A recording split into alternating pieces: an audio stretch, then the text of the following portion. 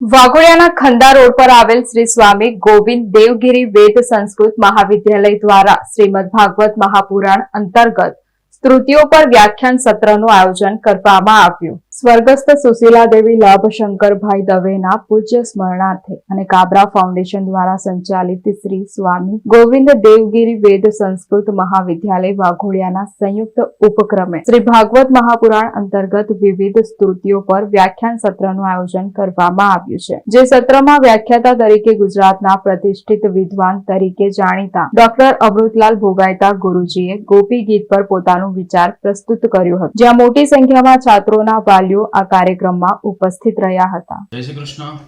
આજે છાત્રોના માર્ગદર્શન પ્રાપ્ત થાય અને શ્રીમદ ભાગવત અંતર્ગત અનેક સ્તુતિઓનું રસાસ્વાદન થાય તે ભાવથી કાબરા ફાઉન્ડેશન દ્વારા સંચાલિત શ્રી સ્વામી ગોવિંદ દેવગિરી વેદ સંસ્કૃત મહાવિદ્યાલય વાઘોડિયા અને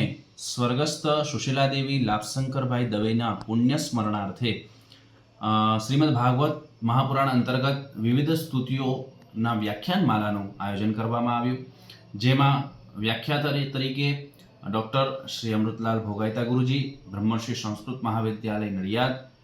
ડૉક્ટર શ્રી ભરતભાઈ શીલુ પ્રાધ્યાપક, શ્રી બાબળેશ્વર સંસ્કૃત મહાવિદ્યાલય સાંદીપની નિકેતન પોરબંદર અને ડૉક્ટર શ્રી બાલકૃષ્ણ દવે શ્રી સ્વામી ગોવિંદ દેવગિરી વેદ સંસ્કૃત મહાવિદ્યાલય વાઘોડિયા, આ ત્રણેય વક્તાઓએ પોતાના ગોપી ગીત, પ્રહલાદ સ્તુતિ અને ધ્રુવ ચરિત્રના માધ્યમથી પોતાનું વ્યાખ્યાન રજૂ કર્યું, જેનું આયોજન કમલનયનભાઈ દવે અને એમના પરિવાર દ્વારા એમના માતૃશ્રીના સ્મરણાર્થે કરવામાં આવ્યું। આ આખું આયોજન જેમાં છાત્રોને નાનપણથી જ ધ્રુવ અને પ્રહલાદના ચરિત્રોના માધ્યમથી ભક્તિ અને જ્ઞાનનો સમન્વય કરીને જ્ઞાનની પ્રાપ્તિ કઈ રીતે થાય અને પોતાનું મન પ્રભુની અંદર અને ભાગવત કથાકાર બનવા માટે કઈ રીતે પ્રેરણા મળે તેના ઉદ્દેશ્યથી કરવામાં આવ્યું છે। અનેક